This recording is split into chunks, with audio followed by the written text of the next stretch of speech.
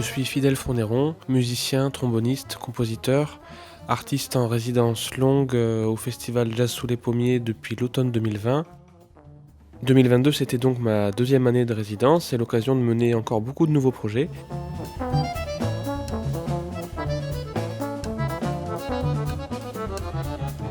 Pour le festival 2022, j'ai présenté plusieurs créations. Cuatro Caminos, c'était la plus importante, sur laquelle j'ai travaillé pendant quelques mois et où j'ai été accompagné par Jazz sous les Pommiers de A à Z.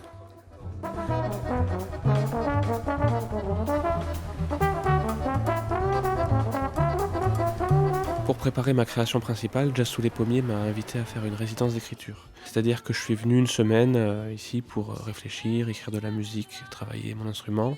J'essaie des mélodies, des séquences d'accords que je joue avec mon trombone et puis petit à petit, je construis le répertoire. C'est un groupe qui va s'appeler Cuatro Caminos, ça veut dire 4 chemins. Il y a Vincent Perani qui joue de l'accordéon, Anna Carla Massa qui joue du violoncelle et Arnaud Dolmen qui fait de la batterie et moi au trombone. Je fais une demi-heure de poil, une heure de compo, une demi-heure de marée, une heure de compo, en boucle et des fois je mange.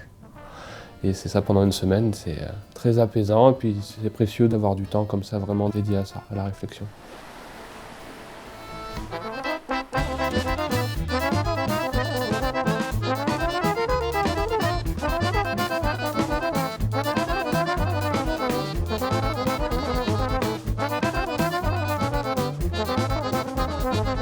Ensuite, en avril, on a répété pendant 4 jours en quartet au 360 Music Factory à la Goutte d'Or à Paris.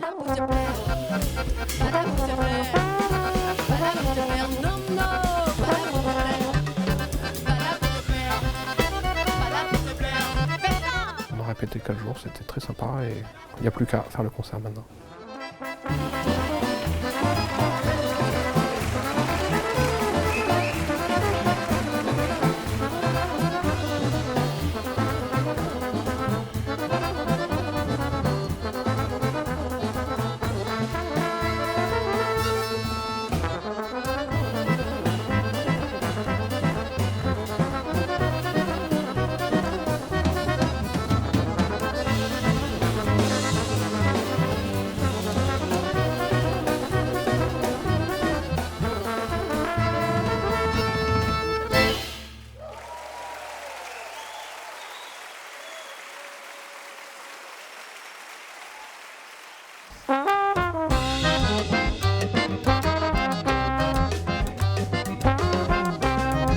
Pendant le festival 2022, j'ai eu aussi l'occasion de faire une deuxième création, un concert en solo, tout seul sur la scène de la chapelle du CAD.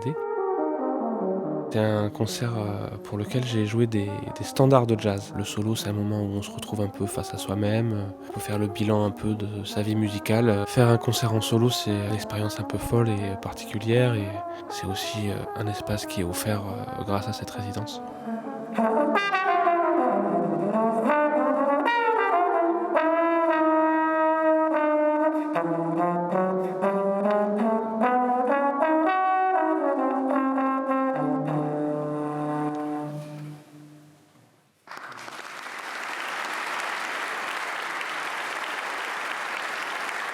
Un très beau moment aussi pour moi dans cette édition 2022, c'était les quelques morceaux que j'ai fait pendant le concert de Louis Clavis et Michel Godard.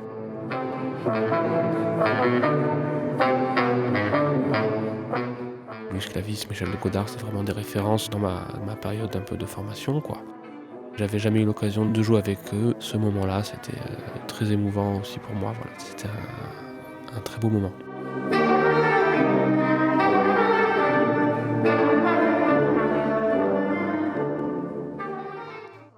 Après l'étape de la création, cette résidence, elle permet de continuer à faire vivre les nouveaux projets et aussi de les emmener vers d'autres publics. Cette année, j'ai pu faire une petite tournée avec la Manzana Orquestas. Puis il y a eu aussi une invitation sur la saison de Jazz dans les Prés. Jazz dans les Prés, c'est une saison itinérante en milieu rural. Une fois par mois, il y a 3 concerts avec des musiciens normands qui invitent un musicien invité. Et on m'a proposé donc de venir jouer avec ces musiciens pour faire ces 3 concerts-là. Moi j'ai ramené quelques morceaux que je jouais déjà auparavant, quelques standards et puis aussi quelques morceaux que j'ai joués pour la première fois.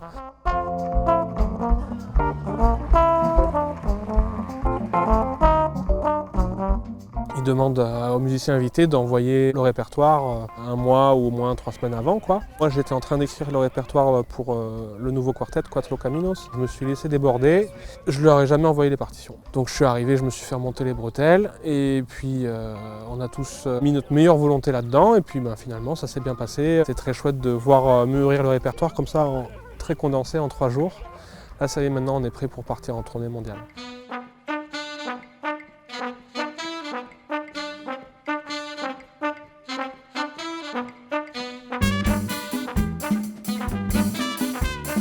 La Manzana, c'est un orchestre qu'on a monté l'année dernière en partenariat avec le festival Jazz sous les pommiers. L'idée, c'était de monter un orchestre avec que des musiciens de la région normande. Alors les musiciens normands, si on met de côté la façon de parler qui est quand même un petit peu particulière, après c'est des gens assez, quasiment normaux et très sympathiques.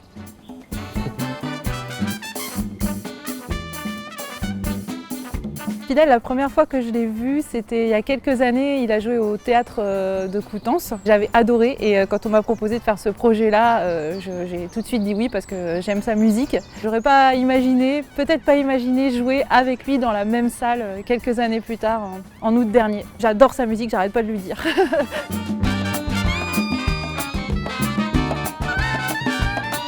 À la suite du festival 2021, on a pu repartir cette année sur une petite tournée et on a joué à la Luciole à Alençon et au Big Band Café à Hérouville-Saint-Clair. On était très contents d'être là, de retrouver ce répertoire juste pour le bonheur de jouer ensemble et voilà, de partager ça avec le public.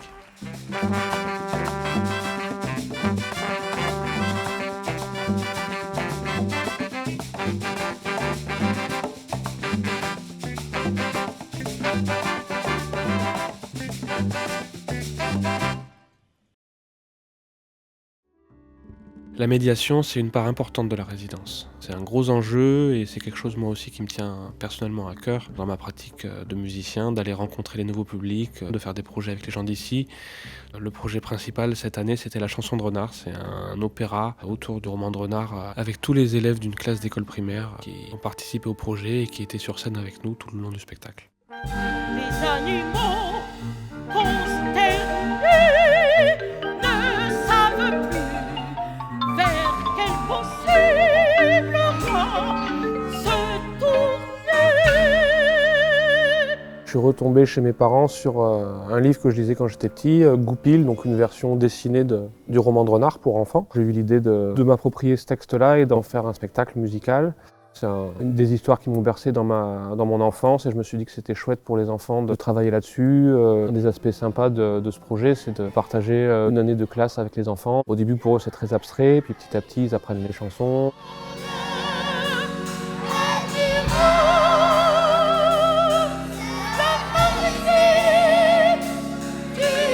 Nous, avec la classe, on représente les animaux qui se plaignent de Renard. Tous les animaux se regroupent pour en parler de tout ce que Renard leur a fait. Tiercelin le corbeau accuse Renard de lui avoir fait chanter l'opéra pour lui voler du gouda. Hier, on a répété, donc ils ont vu ce que c'était que d'être dans un beau théâtre avec des belles lumières, plein d'instruments. Il y a du rêve dans leurs yeux et c'est quelque chose qui est communicatif pour les musiciens aussi. Et c'était une des choses que j'avais envie d'avoir dans ce projet-là, une rencontre entre des enfants et des musiciens pros. Et puis pour les enfants qui puissent partager cette expérience, c'était quelque chose qui me tenait à cœur. Dans les coulisses, il y a quelqu'un, je ne sais plus c'est qui, il a dit « Ah, c'est bien les stars ». Donc on y croit encore plus.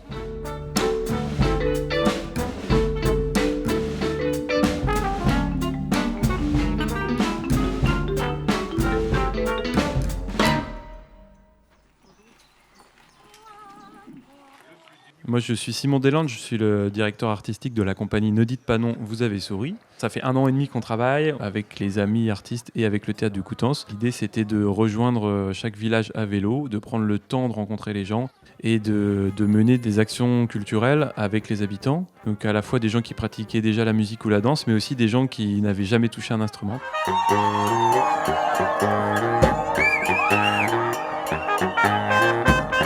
On joue avec 3 danseurs, 3 musiciens pour le projet Echoes of the Jungle. C'est un spectacle autour de la musique de Duke Ellington des années 20. On a invité Fidèle Fournéron pour plein de raisons.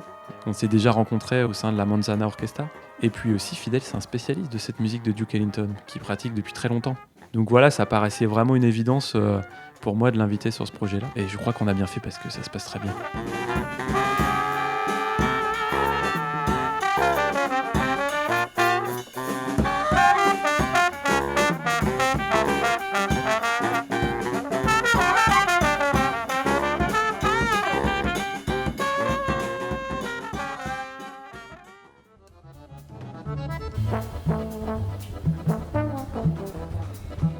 En ce moment, on est en train de préparer la suite, d'imaginer des nouveaux spectacles, des nouvelles créations.